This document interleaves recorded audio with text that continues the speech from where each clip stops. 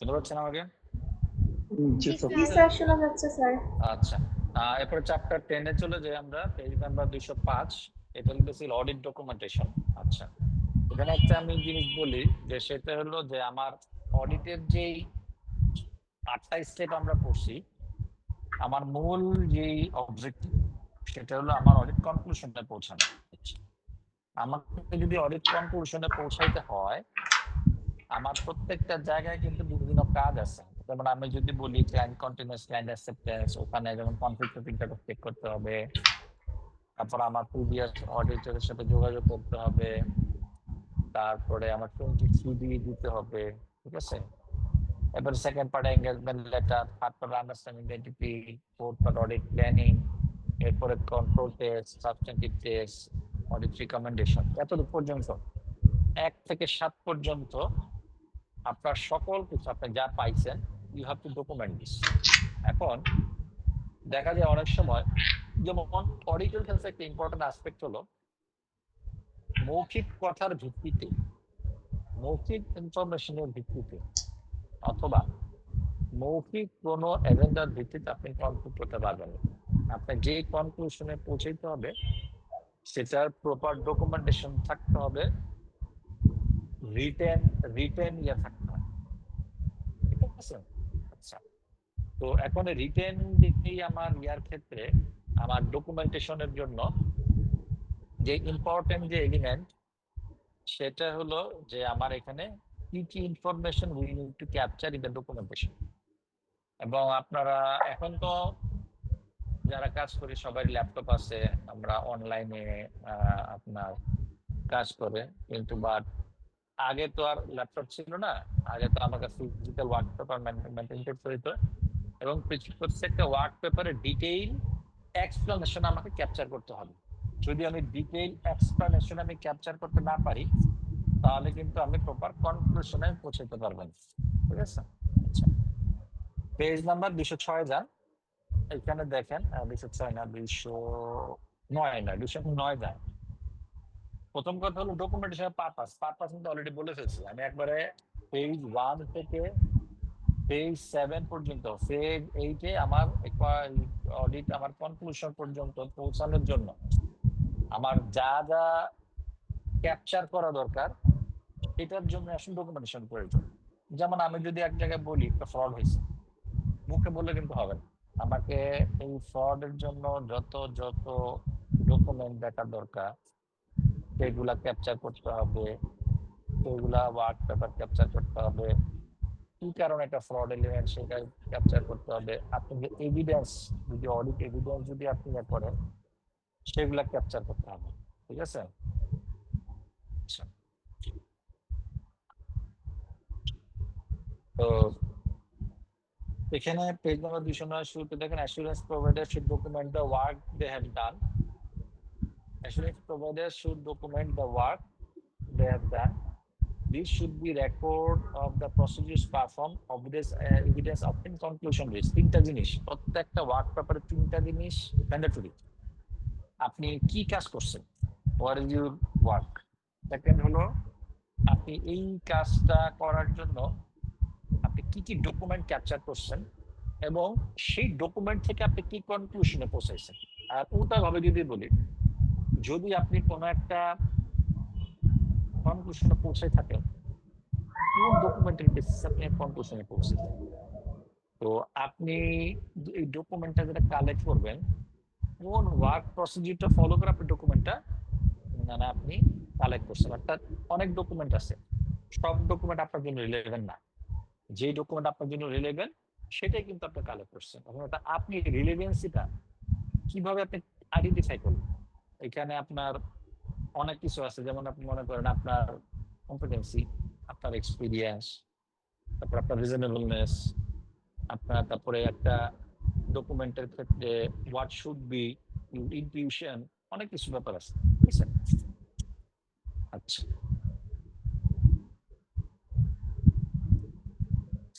this provides evidence that the engagement was performed in accordance with any relevant standards, laws and regulatory requirements. যেমন আমাদের প্রত্যেকটা audit করার জন্য ISA আছে।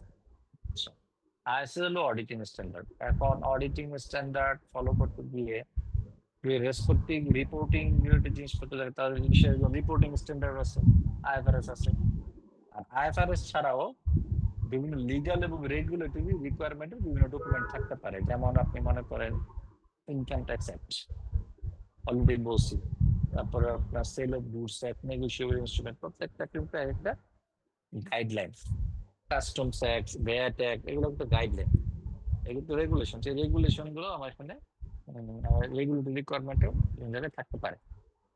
A record of work done also assists the team to plan and direct work, facilitated review by senior staff, provides accountability for work, provides a record of matters that are relevant to future engagement, and enables the experienced auditor to carry out any additional review necessary. সেই লাইনটা আবার পড়ি। A record of work, আপনি যে record of work is documentation, আপনি যে পুরো কাজটা যেটা করছেন সেটা রেকর্ড করা, ক্যাপচার করা, done. Also assist the team to plan and direct work, আপনি যখন রেকর্ড করবেন এটা আপনার প্ল্যানিং এ হেল্প করবে, তারপরে আপনাকে কাজের ডিরেকশনে হেল্প করবে। Facilitates review by senior staff, আপনার সিনিয়র স্টাফের facilitates review by senior staff, it also help you to, আপনার সিনিয়র স্টাফ যদি রিভিউ করে, আপনি যদি প্রপার ডকুমেন্ট না করা থাকে আপনার সিনিয়র স্টাফ কি রিভিউ করবে, কিছু রিভিউ করতে পারবে। So it should be properly documented. আচ্ছা, এরপর হলো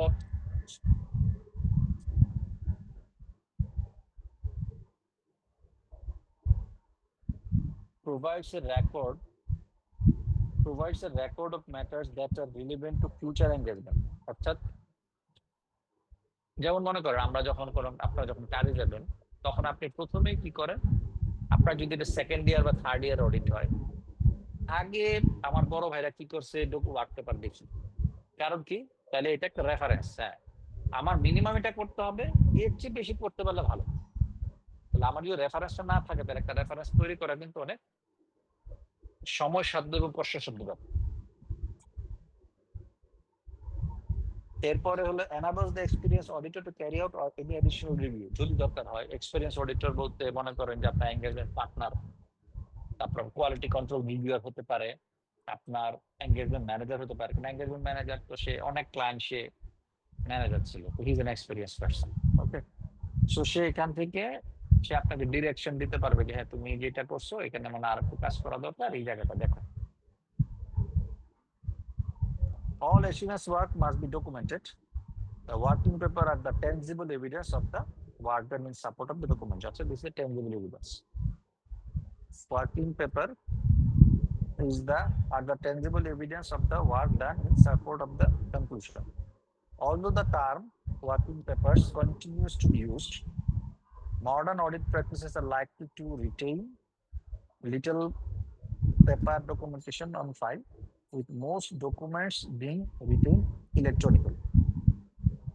Audit documentation provide evidence for the auditor's basis for a conclusion about the achievement of the overall objectives of the auditor. Evidence that the auditor was planned and performed in accordance with the ISO standard and applicable legal and regulatory frameworks. They must be prepared on a timely basis. R important জিনিস, আমরা যখন audit করবো, any work, not only audit, দুইটা শব্দের সাথে আমাদের খুবই familiarity দরকার। একটা হলো রিলেভেন্ট, একটা reliable. What is relevant? Relevant হলো সেই ইনফরমেশন, যে ইনফরমেশন উইদিন দ্য ডেডলাইন আর উইদিন দ্য টাইম লাইন আপনার কাছে আসছে। যেমন আপনি পরীক্ষা দিবেন, আপনার পরীক্ষার টাইম শেষ হওয়ার পর পরীক্ষা হলে গেছেন, তো আপনার এই যাওয়াটা রিলেভেন্ট না। ওকে, তাহলে আপনাকে পরীক্ষা হলে যাইতে হবে কখন? পরীক্ষার সময় শুরু হওয়ার আগে। You should have relevant. একইভাবে কোনো একটা ডকুমেন্ট, কোনো একটা ওয়ার্ক পেপার, কোনো একটা ওয়ার্ক তখনই রিলেভেন্ট হবে যখন যখন আপনি সময়ের মধ্যে সে ইনফরমেশনটা আপনি সাপ্লাই করবেন। This is the first thing. এখন মানে রিলেভেন্ট বা রিলায়েবল না। রিলায়েবল মানে trustworthy, true and factual information. মনে করেন আপনার প্রচুর ইনফরমেশন আপনার কাছে অ্যাভেলেবল, সব ডকুমেন্টেশন আসবে, বাট এটা ট্রাস্টওয়ার্দি, রিলায়েবল। অর্থাৎ যে কোনো একটা ইনফরমেশন যেটার উপর বেস করে অডিটর সিদ্ধান্ত নেবে, that information, that document must be relevant and reliable. যেমন একটা এক্সাম্পল দিই তাহলে বুঝবেন। যেমন আপনারা যখন অডিটে যাবেন তখন দেখবেন এনজিও অডিট করতে যাবেন। এনজিও অডিট করতে গেলে এনজিওর সবচেয়ে বড় যেই এলিমেন্ট সেটা হলো এক্সপেন্স, এবং এনজিওর ক্ষেত্রে আপনি দেখবেন স্যালারি এক্সপেন্সটা ওদের সবচেয়ে বড়, কারণ ওদের কাজ তো বেসিক্যালি ফান্ড ডিসবার্স করা, আর কোনো কাজ নেই। বিভিন্ন, যেমন মনে করেন আপনি কোনো একটা এনজিও বললো সরি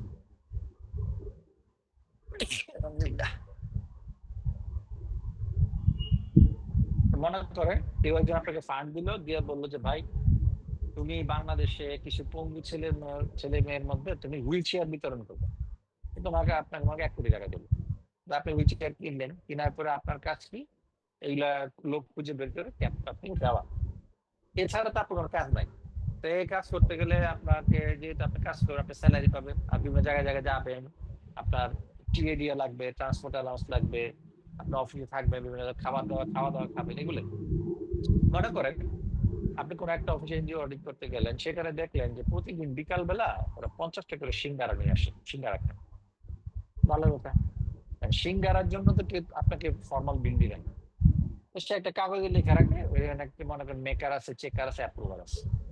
তাহলে এখন মনে করেন সপ্তাহে 5 দিন 50 টাকা সিঙ্গারা, এখন এটা খুব ন্যাচারাল।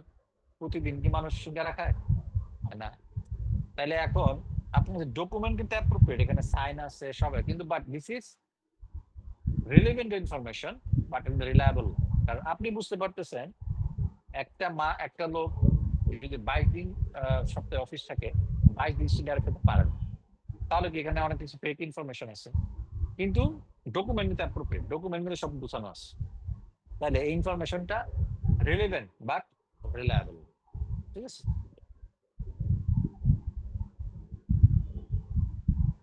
স্যার, আপ্যায়ন ভাতা হিসেবে ডেইলি একটা মানে ফিক্সড কোনো অ্যামাউন্ট থাকে না যে ডেইলি? এটা অর্গানাইজেশন ভ্যারি করে। মনে করেন আপ্যায়ন ভাতা একটা জিনিস, আর সিঙ্গারা খাওয়ার ব্যাপারটা আরেকটা জিনিস। আপ্যায়ন ভাতা মনে করেন আপনি বিভিন্ন জায়গায় গেছেন, এই জন্য আপনি গেলাম, আপনি অফিসে আছেন, অফিসে থাকার জন্য তো আপনাকে আপ্যায়ন ভাতা দিবে না, আচ্ছা আচ্ছা, তাই না? আপনি বিকালে আসেন, বিকালে বসে আছেন, তো আমরা যারা অফিস করি তারা দেখা যায় যে হঠাৎ করে মন চলো, ঠিক আছে আজকে সিঙ্গারা খেলাম, একদিন পুরি খেলাম, কারণ বিকালে সারাদিন অফিস করার পরে, দুপুরে লাঞ্চ করার পরে লম্বা টাইম যায়, বিকালে ক্ষুধা লাগতেই পারে। তো এটার জন্য সব অর্গানাইজেশন এই হিসেবে এন্টারটেইনমেন্ট চালু করে। তো এখানে আপনার অনেক ফ্রডুলেন্ট জিনিসপত্র থাকতে পারে, বুঝছো? আচ্ছা, এটা কি নামে এন্ট্রি হবে যে আমি নাস্তা খাইলাম বিকালে? এগুলা যে এন্টারটেইনমেন্ট। জি স্যার, থ্যাংক ইউ। আচ্ছা, they must be prepared on a timely basis or relevant reliable, the বুঝাইলাম।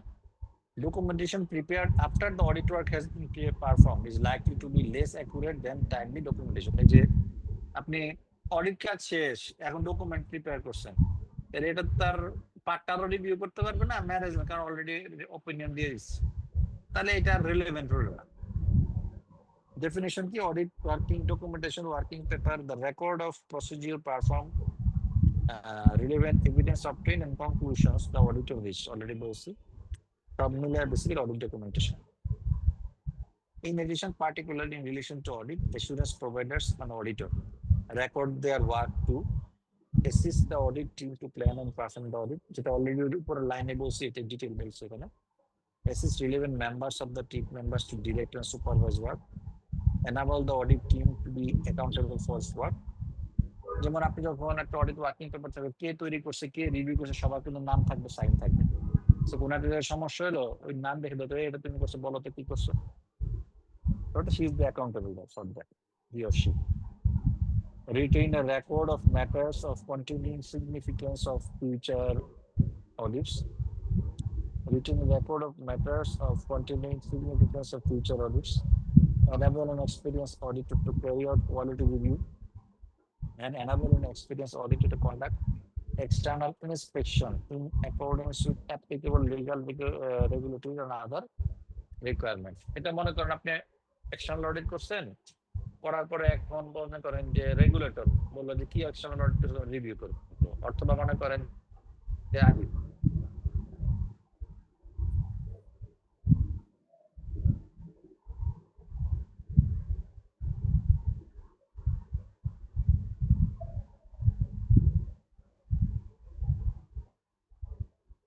তো মনে করেন যেটা বলতেছিলাম, auditor must find it helpful to include in the audit documentation a summary of all significant matter arising during the audit and how these were addressed. Significant audit matter এটা chapter 3 বা 4 এর দিকে পাবেন। কিছু কিছু ইস্যু থাকে that is significant to the audit, সেটা কোনো স্যাম্পল দিয়ে আসে না, বিভিন্ন সার্কামস্টেন্স থেকে আসে, বিভিন্ন সিচুয়েশন থেকে আসে, ঠিক আছে? তো সেই সিগনিফিকেন্ট ম্যাটার যদি থেকে থাকে তাহলে আপনি অডিট ডকুমেন্টেশন সেই জিনিসগুলো কিভাবে ক্যাপচার করবেন, কিভাবে সেখান থেকে আপনি কনক্লুশন আসবেন, that is very much important, ঠিক আছে? This summary will facilitate effective and efficient review of the audit documentation. Additionally, it may assist the auditor's consideration of significant matters and help the auditor to consider if any individual ISO objectives have not been met. অনেক সময় দেখা যায় যে আমরা ISC যখন করবো, আমরা এটা এখন ক্লিয়ার হবে না, যখন আমি একেবারে পুরো অডিটটা পুরো করবো, থার্ড লেভেলে যাবো, সেকেন্ড লেভেলে শেষে যাবো, তখন আমার মোটামুটি সব আইএসএ পড়া হয়ে যাবে। তখন অনেক ইস্যু থাকে, দেখা যায় অনেক কন্টেম্পোরারি ইস্যু থাকে। কন্টেম্পোরারি ইস্যু সেটা হলো যেটা হলো related to emergence of different issues in the current world phenomenon. যেমন মনে করেন বর্তমান সময় একটা ইম্পর্টেন্ট এলিমেন্ট হলো আর্টিফিশিয়াল ইন্টেলিজেন্স। এখন আর্টিফিশিয়াল ইন্টেলিজেন্স দিয়ে কিন্তু বিভিন্ন অর্গানাইজেশন অলরেডি কাজ শুরু করে দিচ্ছে। আপনি এখন অডিটর হিসেবে কাজ করতে যাবেন, তো স্বাভাবিকভাবে আপনি কিন্তু সেই কাজগুলো করার জন্য আপনাকে আর্টিফিশিয়াল ইন্টেলিজেন্সের ক্যাপাবিলিটি লাগবে। এখন আমাকে বলেন তো, কোনো আইএসসি থেকে আজ পর্যন্ত আর্টিফিশিয়াল ইন্টেলিজেন্স নিয়ে ডিসকাশন করা হয়েছে? করা হয় নাই। যেহেতু করা হয়নি, তাহলে কি আপনি কাজ বন্ধ রাখবেন? আপনি ওই কাজটা কি বাদ দিয়ে দিবেন? তা তো পারবেন না, কারণ আপনাকে তো অডিটের মূল কনসেপ্ট কি, আপনি ট্রু এন্ড ফেয়ার ভিউ কে এক্সপ্রেস করতে হবে। ট্রু এন্ড ফেয়ার ভিউ কে এক্সপ্রেস করতে হলে আপনার প্রপারলি ডকুমেন্ট দেখতে হবে। যে ডকুমেন্ট আর্টিফিশিয়াল ইন্টেলিজেন্স দিয়ে করা হয়েছে, আপনাকেও তো আর্টিফিশিয়াল ইন্টেলিজেন্সের কাছে ধারে কাছে গিয়ে ওই কাজটাকে রিভিউ করতে হবে। তাহলে তো আর্টিফিশিয়াল ইন্টেলিজেন্স দিয়ে দেখা যাবে যে একটা কাজে 10 ভাগের 1 ভাগ সময় কাজ করা হয়েছে, স্বাভাবিকভাবেই তাহলে নর্মাল কাজ যা করা দরকার তার 10 গুণ করছে। তাহলে আপনার অডিট ওয়ার্ক 10 গুণ করতে হবে, তারপরে সময় তো কম, সময় তো লিমিটেড। আপনি যদি ওইটা যদি ইনভলভ না হন, তাহলে কিন্তু আপনার সেই কাজটা অ্যাপ্রোপ্রিয়েট হবে না। সেটার কথাই বলছে। অনেক সময় দেখা যায় যে আইএসসি বা বিভিন্ন রেগুলেশন গুলা বিভিন্ন কন্টেম্পোরারি ইস্যু যেগুলো আছে সেগুলা অনেক সময় অ্যাড্রেস করেন। আপনি যখন কাজ করবেন, আপনার ওয়ার্ক পেপারে সেগুলো ক্যাপচার করতে হবে। যদি এমন কোন ইস্যু থেকে থাকে যে কন্টেম্পোরারি ইস্যুগুলা ওই জিনিসগুলোকে ক্যাপচার করতেছে না, তাহলে দেন ইট শুড বি অ্যাড্রেসড। ওকে, এরপরে পেজ নাম্বার 210 চলে যাই। স্যার বলেন। স্যার, ওই enable an experienced auditor to conduct external inspection, sir এটা মানে কি বুঝিয়েছে একবার বলবেন? Enable the experienced auditor. Experienced auditor বলতে মনে করেন একজন audit partner, quality control reviewer অথবা আইসিবি ইটসেলফ। কারণ আইসিবিতে একটা ডিপার্টমেন্ট আছে, সেই ডিপার্টমেন্টের নাম হলো QAD, কোয়ালিটি অ্যাসুরেন্স ডিপার্টমেন্ট। ওরা কি করে, আইসিবি থেকে যারা যারা লাইসেন্স নিয়ে অডিট করে ওদের ফাইল স্যাম্পল বেসিসে ওরা চেক করে। এখন কথা হলো, যেই লোক জীবনে অডিট করে নাই সেই লোক এগুলো চেক করতে পারবে? পারবে না। তাহলে চেক করতে হলে কি করতে হবে? তাকে জিনিস জানতে হবে, ওই জিনিস বুঝতে হবে, ওই জিনিস এক্সপিরিয়েন্স করতে হবে। তো সেটাই বলতেছে যে একটা অডিট ওয়ার্কিং পেপার একজন এক্সপিরিয়েন্স অডিটর দেখে, যাতে without discussion with the work paper who prepares, অর্থাৎ যে ওয়ার্কিং পেপারটা তৈরি করছে তার সাথে কথা না বলে সে যদি সকল কিছু বুঝে কনক্লুশনে পৌঁছাইতে পারে, সেটার কথা এখানে বলা আছে। অর্থাৎ অডিট ওয়ার্কিং পেপারটা এমন ভাবে ক্যাপচার করা থাকতে হবে যাতে এক্সপিরিয়েন্স অডিটর যারা আছে তারা সেখান থেকে পড়ে দে ক্যান মেক কনক্লুশন। আচ্ছা স্যার, এক্সটার্নাল ইন্সপেকশন বলতে মানে এক্সটার্নাল মানে অডিট কে যেমন বোঝাচ্ছে না, এক্সটার্নাল ইন্সপেকশন বলতে সবসময় এক্সটার্নাল অডিট না। যেমন বাংলাদেশ ব্যাংক কি করতে পারে, একটা আপনার এক্সটার্নাল অডিট রিপোর্ট ইন্সপেকশন করতে পারে, ঠিক আছে? আরজেসি করতে পারে, বিভিন্ন রেগুলেটরদের এখতিয়ার দেওয়া থাকে। আবার এই যে কিউএডি ডিপার্টমেন্টের কথা বললাম, QED department to itself has the legal right যে আপনি যে অডিট করছেন সে অডিট ডকুমেন্ট দেখার জন্য, কারণ তার কাজই হলো আইসিবি যারা সিএ ফার্ম আছে এনলিস্টেড তারা এস পার আইসে কাজ করতে সেগুলো মনিটর করা এবং সেগুলোকে ওভারসি করা। বুঝতে পেরেছি, ঠিক থ্যাংক আছে? ইউ। জি। এরপর আসি form and content of documentation. Already কিন্তু তিনটা জিনিসে তো অলরেডি আমরা আগেই বলছি কিভাবে কাজ মানে অডিট আমার কি বলে procedure perform, evidence obtained, conclusion list, এই তিনটা জিনিস কিন্তু প্রত্যেকটা ওয়ার্কিং পেপারে থাকতে হবে। এখন ফর্ম এন্ড কন্টেন্ট আমাদের সুবিধার জন্য স্ট্যান্ডার্ড কিছু গাইডলাইন আমাদের আইএসএ তে বলে দিছে, মিনিমাম এগুলো থাকা উচিত, এর চেয়ে বেশি রাখতে ভালো। কম রাখতে গেলে আমাকে খেয়াল রাখতে হবে যে ওই যে এক্সপিরিয়েন্স অডিটর সেখান থেকে কোনোভাবে ডিরেল হয়ে যায় কিনা। অর্থাৎ আমি যদি কমও রাখি that the experienced auditor can take decision. Experienced auditor can trace what is written in the document and how you reach towards the conclusion. So working paper should be headed in a certain way and contain certain information. তো এই কারণে দেখবেন প্রত্যেকটা farm working paper একটা standard format maintain করে। কারণ কি? কারণ হলো যাতে পরবর্তীতে পার্টনার অথবা ম্যানেজার যখন রিভিউ করবে তাদেরকে এই জিনিসটা রিভিউ করতে ডেট পাইতে না হয়, অর্থাৎ easily understandable, easily they can capture the information from there. Then may be automated, যেমন অটোমেটেড বলতে অনলাইন পদ্ধতিতে যদি হয়, যেমন মনে করেন আপনি যদি কোনো টুল বেসড ডকুমেন্টেশন করেন যে আপনি শুধু ইনফরমেশন দিবেন সে ওইটাকে প্রসেস করে আমার অডিট ওয়ার্কিং পেপার যে ফরম্যাট সেই ফরম্যাটটা আপনাকে আউটপুট দিয়ে দিবে, হইতেই পারে। আপনারা দেখবেন যে আপনি যদি খোঁজ খবর নেন যে বিগ ফোর যারা বাইরে আছে, বাংলাদেশে এখন এটা হয় নাই, বাইরে যারা আছে তারা হয়তো বা এই অডিট ওয়ার্কিং পেপারের ফরম্যাট তারা ফলো করতেছে অটোমেটিক ফরম্যাট, আমরা হয়তো জানি না। Working paper should be sufficiently complete and detailed to provide an overall understanding of the angle. দুইটা শব্দ, একটা হলো sufficiently complete, কমপ্লিটলি তো বলা না, sufficiently হচ্ছে যেখান থেকে you can reach the conclusion। এখন মনে করেন এরপর আর যাইতে পারতাম, কিন্তু আমি যদি অলরেডি কনক্লুশন রিচ করে ফেলেছি এরপর যাওয়ার দরকার নেই। অর্থাৎ আমাকে এখানে সবসময় খেয়াল রাখতে হবে আমার সময় একটা ইম্পর্টেন্ট এলিমেন্ট, শুধু এক জায়গায় বেশি কাজ করে আমার সময় নষ্ট করা যাবে না। এবং detail to provide N overall understanding of the engagement, এবং আপনি এই ডকুমেন্টেশন ডিটেইল বলা থাকবে যাতে আপনি অডিট এঙ্গেজমেন্টের আন্ডারস্ট্যান্ডিংটা প্রপারলি বুঝেন। এটা চ্যাপ্টার 1 পড়লে ক্লিয়ার হবে, কারণ আমরা চ্যাপ্টার 1-এ আপনি দেখবেন ওখানে দুই ধরনের অপিনিয়ন আছে, পজিটিভ অপিনিয়ন, নেগেটিভ অপিনিয়ন। যেটা যদি আমি অডিটের ভাষায় বলি সেটা হলো আমার কি বলে অডিট রিপোর্ট, রিভিউ রিপোর্ট। ওকে, মানে সেটা হলো audit report, review report. However, assurance providers cannot record everything they consider. Therefore, judgment must be used as to the extent of the working paper based on the following general rule. অর্থাৎ সব কিন্তু capture করবে না, কতটুকু capture করবে যতটুকু আপনি minimum যতটুকু দরকার। কিছু কিছু জায়গায় আছে আপনি জাজমেন্ট দিয়ে বুঝতে পারবেন এটা ক্যাপচার করার দরকার, সেটা এখানে ক্যাপচার করতে নিষেধ করছে। তাহলে ওয়ার্কিং পেপার গুলো খুবই হেভি হয়ে যাবে, আর যখন হেভি হয়ে যাবে লোকজন কিন্তু আর এটা পড়ে মানে যারা রিভিউয়ার আছে, যারা এঙ্গেজমেন্ট পার্টনার তারা বিরক্ত হবে, তাদের সংগ্রহ অনেক দাম।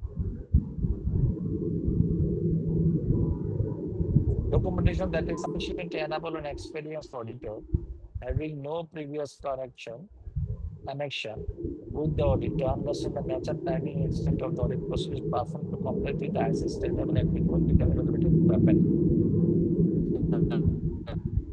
Results of audit procedures performed and the conclusion reached on the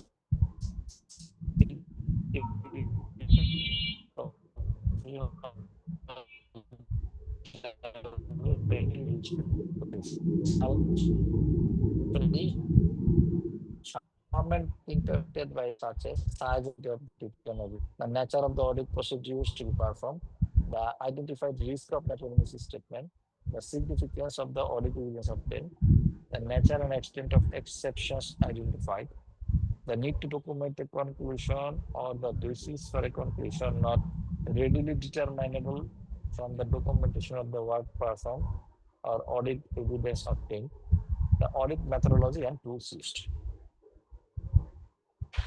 এখানে দেখেন একটা কনটেক্সট এক্সাম্পল আছে, এটা একটা আপনারা পড়বেন বাসায়, পড়ে নেক্সট যদি প্রয়োজন হয় ডিসকাস।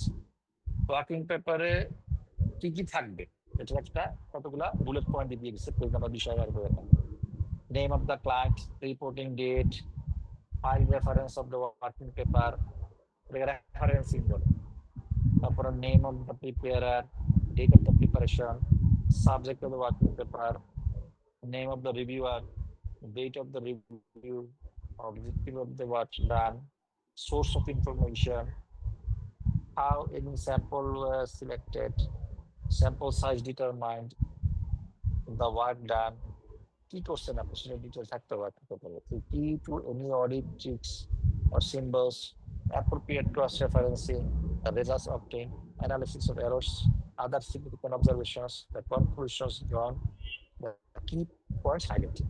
So এগুলো হলো থাকা জরুরি, এর চেয়ে বেশি থাকলে সমস্যা নাই, কিন্তু কম থাকলে you have to explain white form, এবং যাতে আমার অডিটর যারা আছে, যা আমার যে ইনফরমেশন যারা এই ইনফরমেশন উপর বেস করে সিদ্ধান্ত নেবে, তারা যাতে উইদাউট ডিসকাশন উইথ ইউ তারা যাতে ইনফরমেশনটা বুঝতে পারে, তারা যদি ওয়ার্ক পেপারটা বুঝতে পারে। এখানে নিচে দেখেন একটা প্রোফর্মা দেওয়া আছে, প্রোফর্মাটার সাথে যদি আপনারা পরে মিলাই নেন তাহলে ইজিলি আন্ডারস্ট্যান্ডেবল। পেজ 212।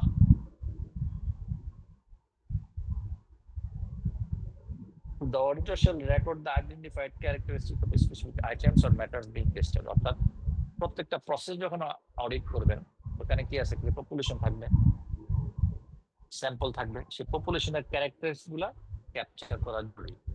রেভিনিউর এক ধরনের ক্যারেক্টারিস্টিক্স, পারচেজের এক ধরনের ক্যারেক্টারিস্টিক্স, ইনভেন্টরির এক ধরনের ক্যারেক্টারিস্টিক্স, সেগুলা একটু ক্যাপচার করে working paper. Automated electronic working paper এখনকার দিনে খুব জনপ্রিয়, সামনের দিনে হয়তো বা artificial intelligence based work paper চলে আসবে, সো আপনাকে অত বেশি কাজও করতে হবে। Automated electronic working paper, automated working paper packages have been developed which can make the documenting of audit work much easier. Such programs aid preparation of working papers, good schedules, trial balance, and the financial statements themselves. These are automatically cross-referenced, adjusted, and balanced by the computer. Automated working paper আমি জানি না আপনারা কাজ করছেন কিনা, আমরা যখন farm থেকে বেরোবে শেষ মুহূর্তে মনে হয় অল্প কিছুদিন দেখছিলাম, আপনি ওই ওয়ার্কিং পেপারের মধ্যে ওইখানেই আপনি you can create reference with other working paper. এটা আপনার এক্সেলের মধ্যে অ্যাডিং হিসেবে থাকে এখন, বিভিন্ন সিএ ফর্মগুলো ব্যবহার করে। আচ্ছা, these are automatically cross-referenced, adjusted, and balanced by the computer. The advantage of automated working paper are as follows. The risk of errors is reduced. The working papers are neater and easier to review. The time saved is substantial as adjustments can be made easily to all working paper, including working papers summarizing the pre-analytical information. Analytical processing in detail যখন পড়বো তখন clear হবে, পরে আসে। In contrast to automated working paper, electronic working paper do not involve in automatic calculation, although these can be made use of if desired. Most audit firms nowadays, certainly all of the big firms, use electronic working paper. Big firm of the big four, it's our pharmacy. Usually these take the form of a database containing all of the working papers, which may be Microsoft Office documents, which make up an electronic audit file. Electronic working papers can be cross-referenced within the program and then signed off electronically by the preparer and by reviewer with various levels of authority. Written notes can be left for team members and review points can be left electronically. এটা হলো বিভিন্ন নোটের মধ্যে আমরা capture করতে পারি electronically. These days, most documents are scanned and stored electronically rather than a paper form. দেখবেন যেমন আমি একটা অর্গানাইজেশন অডিট করছি, সেটার নাম হয়তো আপনারা শুনবেন, Maersk logistics, APM global logistics. ওখানে যে কোনো ডকুমেন্ট হার্ড কপি থাকতো না। ওরা সব অটোমেটেড এবং সব সফটওয়্যার, যেমন একটা অ্যাপ্রুভাল, অনলাইন অ্যাপ্রুভাল। এখন আমি একটা বললাম, আমাকে ডিক্লারেশন দিলাম, ভাই আমার এই ইনভয়েসগুলো লাগবে, ওরা এখন ওগুলো প্রিন্ট করে আমাকে দিত। কারণ কি, আমি তো আর অনলাইনে অডিট করতে পারবো না, আমাকে তো এটা ক্যাপচার করতে, কিন্তু ওরা কোনো কিছুই আমার ফিজিক্যাল রাখতো না।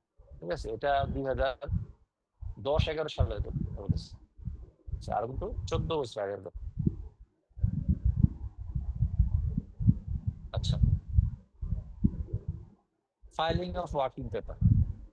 Firms should have standard referencing and filing procedure for working paper to facilitate their developer.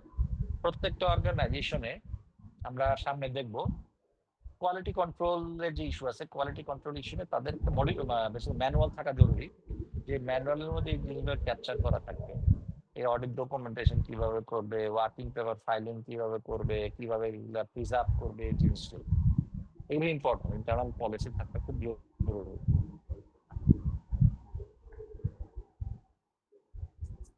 For recurring audit বলতে হলো যে ক্লায়েন্ট কন্টিনিউশন যেটা বলতেছে। For recurring audit, working paper may be split between permanent and current audit file. আচ্ছা, permanent ফাইলটা কি?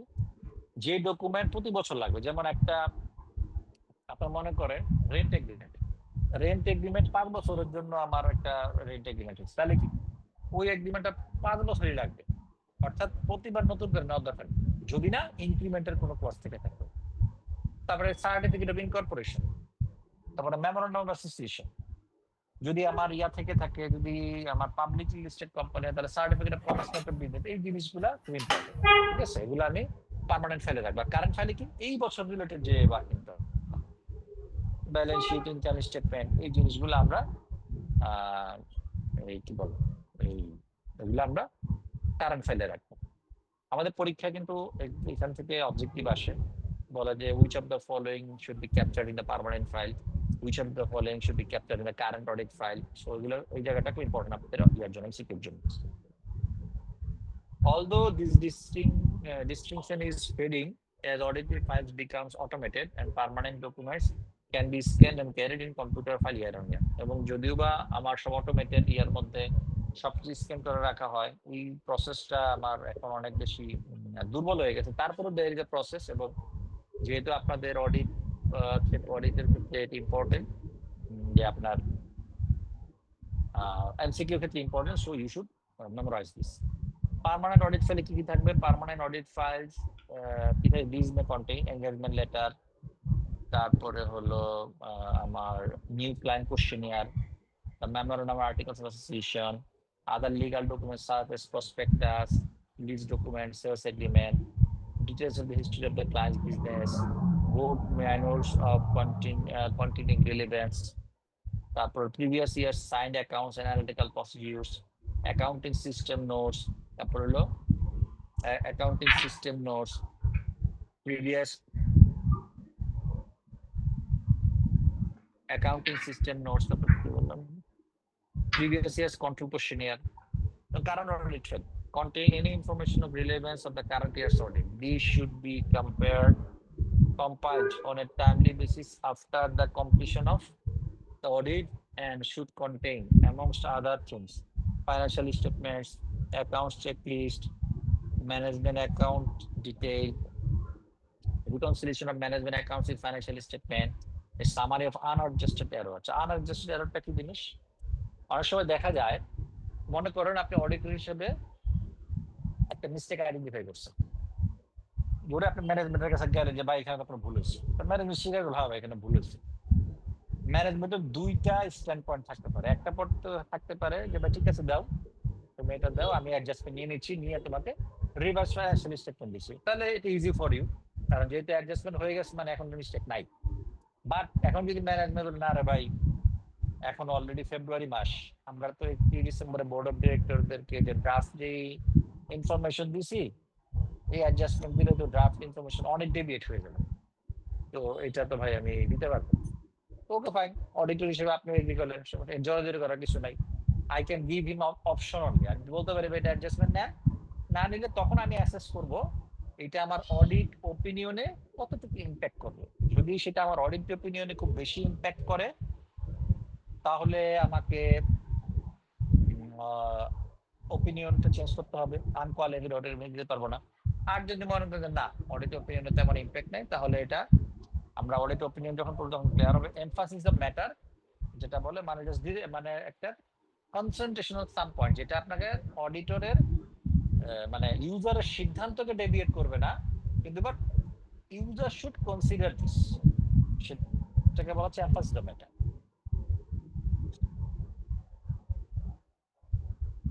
তো এই আপনার যখন আপনি অডিট শেষ করবেন, যদি কোনো আনঅ্যাডজাস্টেড এরর থেকে থাকে, that should be captured in your working paper. তাই এখানে এই জিনিসগুলা তারা অ্যাডজাস্টমেন্ট নেয় নাই ডিউ টু দিস।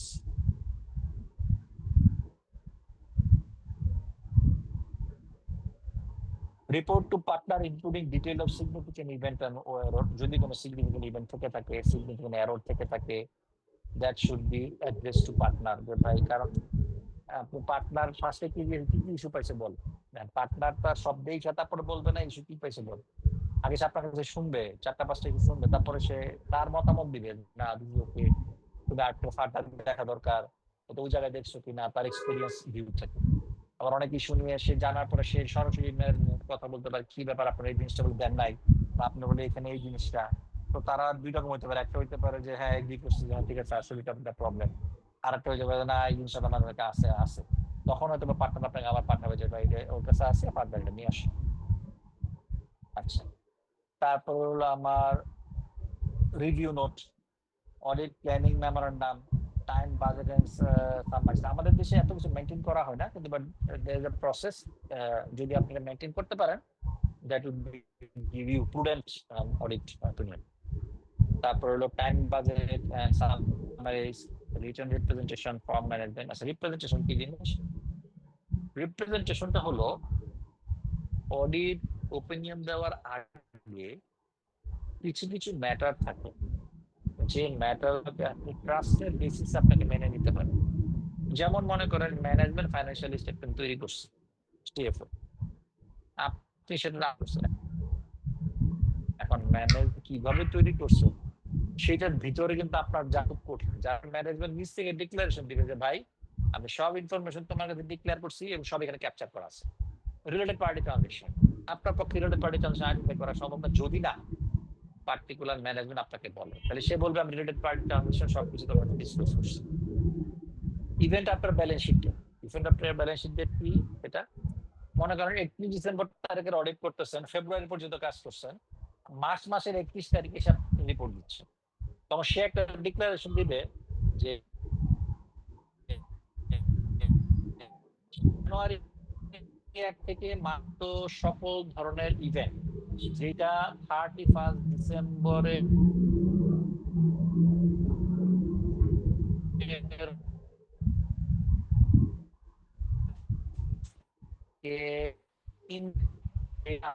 পারেন নাই, তখন যেটা হবে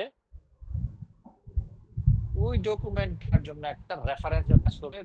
আমার কাছে বলছে বাট আমার অডিট প্রসিজারের মধ্যে আসে নাই, ও বলে নাই, তাহলে আমার চেয়ে বেশি ফ্রডটা ও বেশি করছে, কারণ ও ইন্টেনশনালি এটা হাইড করছে। তো এই সব আরো ইনফরমেশন আনকারেক্টেড সিস্টেম, যেমন এখানে বললাম না সামারি অফ আনঅ্যাডজাস্টেড এরর, সেই জিনিসটা ওই আমার ম্যানেজমেন্ট রিপ্রেজেন্টেশন থাকে। এইটা যেই দিন আপনি ব্যালেন্স শিট সাইন করবেন ওই দিনের ডেটে আপনাকে অডিটরকে দিবে। অডিটর যখন এটা পাবে এরপরে অডিট রিপোর্ট ইস্যু করবে, আগে অডিট রিপোর্ট দিবেন, ঠিক আছে? এর আগে অডিট রিপোর্ট দিবেন। আমরা ম্যানেজমেন্ট রিপ্রেজেন্ট লেটার নিয়ে আলাদা চ্যাপ্টার 12, সেখানে আমরা ডিটেইল আলোচনা করব, ঠিক আছে? Notes of board by notes, তারপর কমিউনিকেশন উইথ থার্ড পার্টির সাথে এক্সপার্টস আর আদার অডিটর যদি প্রয়োজন হয়। এটা হলো অননেসেসারি। মনে করেন আমি নতুন বছর অডিট করতেছি, অনেক কিছু জিনিস হয়তো বা আমার কাছে পাক্কা লাগতেছে, আমি আগের অডিটর জানতে চাইতে পারি, অথবা আমার এখানে লোক কম আছে, আমি আগে থেকে এনগেজমেন্ট লেটারে বললাম যে ভাই আমি কিন্তু আরেকজন অডিটর অ্যাপয়েন্ট করবো আমার এই কাজ হেল্প করার জন্য, তো তার কাছ থেকে আমি হেল্প নিতে পারি। এই জিনিসগুলো এখানে ক্যাপচার করা থাকবে আমার অডিট ডকুমেন্টেশনে। আচ্ছা, they also contain paper audit should include the following: lead schedule including detail of the figure to be included in the accounts. Lead schedule বলতে মনে করেন inventory, this is lead schedule, এর ভিতরে ইনভেন্টরি সব কাজ আছে। Problem encounter and conclusion drawn, কোথায় আপনি প্রবলেম পাইছেন, what is your conclusive documents. তারপর হলো অডিট প্ল্যান কি, সেটা ক্যাপচার থাকতে হবে। রিস্ক অ্যাসেসমেন্ট, অর্থাৎ আপনি একটা জায়গায় কাজ করবেন, আপনি অ্যাসেস করবেন আগে এটা কি হাই রিস্ক না লো রিস্ক। কারণ হাই রিস্ক লো রিস্কের বেসিসে কিন্তু আপনার স্যাম্পল সিলেকশন, অর্থাৎ কোনো একটা জায়গায় যদি হয় হাই রিস্ক হয় তাহলে কিন্তু আপনার বেশি স্যাম্পল নিয়ে কাজ করতে হবে। কোনো জায়গায় লো রিস্ক হয় তাহলে কম স্যাম্পল নিয়ে কাজ করে আপনি কনক্লুশনে পৌঁছাতে পারবেন। সো এই ডিটারমিনেশন খুব ইম্পর্টেন্ট। যেমন এখন মনে করেন আপনি দেখেন অর্গানাইজেশন ডিফল্টলি এখন অর্গানাইজেশনের লোন পোর্টফোলিও যেটা আছে সেটা একটু হাই রিস্কি হওয়ার কথা। কারণ কি এখন আশেপাশে শুনতে পাবেন ডিফল্টার, লোনের টাকা দিচ্ছে না, টাকা দিতে পারতেছে না, ব্যবসা ভালো না। তো ওখানে কিন্তু আপনি বেশি ইনফরমেশন আপনাকে চেক ব্যাক করতে হবে। Sampling plan, analytical procedure already গত ক্লাসে আমি হালকা ডিসকাস করছিলাম। ডিটেলস অফ টেস্ট অফ ডিগুলার টেস্ট অফ কন্ট্রোল, এগুলো হলো ওই যে আমার স্টেপ নাম্বার 5, স্টেপ নাম্বার 6, এগুলো সব ডিটেইল আপনার ডকুমেন্ট থাকতে হবে। কারণ আপনি 5-6 যদি প্রপার ডকুমেন্ট না করেন, আপনি 7 এ গিয়ে you can not provide recommendation. আর যদি প্রপার রিকমেন্ডেশন না হয় তাহলে 8 নাম্বারে গিয়ে আপনার অডিট ওপিনিয়নটা কি হবে, ভুল হবে, মিসলিডিং অডিট ওপিনিয়ন। ঠিক আছে, এতটুকু পর্যন্ত কারো কোনো প্রশ্ন আছে? স্যার রিলেভেন্স নিয়ে একটু কোশ্চেন ছিল, মানে রিলেভেন্স জিনিসটা কি বোঝাচ্ছে, মানে যেটা হেল্প করে। রিলেভেন্ট না, রিলেভেন্ট বলতে আপনাকে বোঝাচ্ছে ইনফরমেশনটা টাইমলি হতে হবে। যেমন আমি একটা এক্সাম্পল দিছিলাম, আপনার পরীক্ষা 10টায়, আপনার 10টা থেকে একটা পরীক্ষা, আপনি 1টার পরে পরীক্ষার হলে ঢুকছেন, তো আপনার এই যাওয়াটা কি রিলেভেন্ট হইলো? হয় নাই। অর্থাৎ আপনার ইনফরমেশনটা ডিউ টাইমের মধ্যে অর্থাৎ আপনি যেই ইনফরমেশনটা দিয়ে কোনো সিদ্ধান্ত নেবেন, একটা বোর্ড মিটিং হচ্ছে, বোর্ড মিটিং এ আপনার একটা ইনফরমেশন যেটার উপর বেস করে বোর্ডে সিদ্ধান্ত নেওয়া হবে, আপনি বোর্ড মিটিং এর আগে ইনফরমেশন দিতে পারেন না, তাহলে আপনার ইনফরমেশন বোর্ড মিটিং এর পরে দিচ্ছেন, তাহলে ইনফরমেশন রিলেভেন্ট হলো? আর না স্যার, এটাই রিলেভেন্স, এটা রিলেভেন্স। আচ্ছা জি। আর board meetings of continuing relevance মানে এটাই বলতে বোঝাচ্ছিল, রাইট? আচ্ছা হ্যাঁ, আপনাকে ইনফরমেশনটাকে কন্টিনিউয়াসলি রিলেভেন্ট থাকতে হবে। আপনার যখন যেটা প্রয়োজন যাতে আপনি তখন তাকে দিতে পারেন। যার কারণে দেখবেন আপনার যখন অডিট করতে যাই, মনে করেন আপনাকে বললো, আপনি আপনার অডিট পার্টনার বললো আপনার কাজ কবে শেষ হবে, তখন বললো যে এত তারিখে, বলছে না এত তারিখে তো হবে না, অডিট রিপোর্ট তো আরো 4 দিন আগে দিতে হবে। তখন আপনি কি বলবেন, স্যার 4 দিন আগে দিতে, তাহলে আমার 2টা লোক দিতে হবে। মানে কি, আপনার ওই ইনফরমেশনটাকে যে আউটপুটটাকে রিলেভেন্ট করার জন্য আপনার স্যার যে আপনাকে টাইমলাইনটা দিল, সেই টাইমলাইনের মধ্যে আপনাকে ডাটা দেওয়ার জন্য আপনি স্যারের কাছে 2জন এক্সট্রা লোক চাইছে। মানে কি, আপনি এক্সট্রা কাজ করে রিলেভেন্ট টাইমে ইনফরমেশন আপনাকে দিবেন। এখন যদি বললো যে আপনি আর কিছু বলেন নাই, তারে পরে আসলো কি ব্যাপার, তুমি এইটার ডকুমেন্ট নাই কেন, আমি কিভাবে বুঝবো? ঠিক আছে, তখন স্যার আপনি তো লোক দেন নাই, তুমি তো আমাকে বলো নাই। অর্থাৎ to make this information relevant, to make this working relevant, what you should do. এটা কন্টিনিউয়াসলি রিলেভেন্ট থাকতে হবে, কারণ আপনি কোনো সময় আপনি ডিরেইল হওয়া যাবে না, অর্থাৎ আপনি আপনার অবজেক্টিভ থেকে সরে যাওয়া যাবে। ওকে, জি স্যার, থ্যাংক ইউ। আচ্ছা এখন আসি সেফ কাস্টডি রিটেনশন। সিম্পল, আমি যে কোনো ইনফরমেশন যদি আমাকে রাখতে হয়, আমি যে একটা কাজ করলাম, এখন এটা পরবর্তীতে দেখবেন যে ট্যাক্সের অডিটর আসবে, আরজিসি থেকে অডিটর আসবে, বাংলাদেশ ব্যাংক থেকে আসবে। এখন ওদের জন্য তো ইনফরমেশন ক্যাপচার করতে হবে, আবার অনেক সময় বিভিন্ন জায়গা থেকে পুরাতন ইনফরমেশন চাইতে পারে। তাহলে এটার জন্য রিলেভেন্ট টাইমটা কত? বাংলাদেশের জন্য কোম্পানিজ অ্যাক্টে একটা টাইম দেওয়া আছে, সেটা হলো 12 বছর। This is the highest timeline two preserve documentation. অর্থাৎ আপনি অডিট ডকুমেন্ট বলেন, ফাইন্যান্সিয়াল স্টেটমেন্ট ডকুমেন্ট বলেন, আমাকে বলতেছে, কোম্পানি বলতেছে আপনাকে 12 বছর এটা প্রিজার্ভ করা উচিত। 12 বছর পরে, এখন মনে করেন কথার কথা, আপনার কাছে রেগুলেটরি ইনফরমেশন চাইলে 17 বছর আগে। এখন আপনি যদি বলেন যে ভাই আপনি 17 বছর আগে ইনফরমেশন চাচ্ছেন, আমি তো কোম্পানি দেখবেন যে 12 বছর আগে ইনফরমেশন রাখি নাই। বাই প্রিন্সিপাল সে আপনাকে ব্লেম দিতে পারবে না। কেন পারবে না? বিকজ অফ অন্য একটা আইন দ্বারা আপনাকে বলেই দিচ্ছে 12 বছর আগে ইনফরমেশন রাখার দরকার নেই। এটা বাদ বলা আছে 12 বছর, আপনি 5 বছরের আগে ইনফরমেশন ফালাই দিচ্ছেন, তখন সে আপনাকে ব্লেম করতে পারে। যে আইনে বলা আছে 12 বছর, আপনি কেন 5 বছর আগে ইনফরমেশন দেশ হয়ে গেলেন, তখন কিন্তু ইউড বিন ট্রাবল। ঠিক আছে? তো একইভাবে সেফ কাস্টডি ও রিটেনশন অফ ডকুমেন্টেশনের ক্ষেত্রে দেখি কি বলছে। Assurance provider should retain documents for a certain period of time. Certain period of time তো already বললাম, কোম্পানি একটা আছে, অন্যান্য জায়গায় আরো আছে, কিন্তু ওগুলো কম। Documents must be kept secure during the period due to confidentiality requirement. যেমন কিছু কিছু জায়গায় কনফিডেন্সিয়ালিটি ইস্যু আছে, সেই কনফিডেন্সিয়ালিটি ইস্যুর জন্য আপনাকে you have to be very much cautious. এবং অনেক সময় দেখা যায় অনেক ইনফরমেশন আপনি বাইরে কোথাও আলোচনা করাটা সমীচীন না। ইভেন ইফ আপনার অন্য কোনো ফ্রেন্ডের সাথে আলোচনা করার সমীচীন না, কারণ আপনি যখন অডিট এঙ্গেজমেন্টে সাইন করছেন তখন আপনি কনফিডেন্সিয়ালিটি ক্লজে সাইন করেন।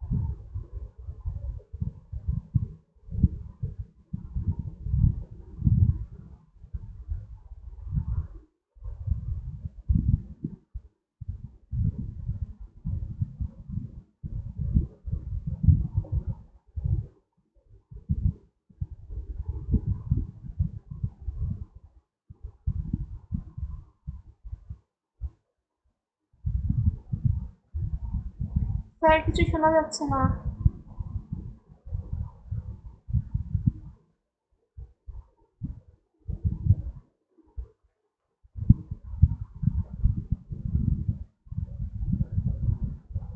হ্যালো, আচ্ছা সরি, আচ্ছা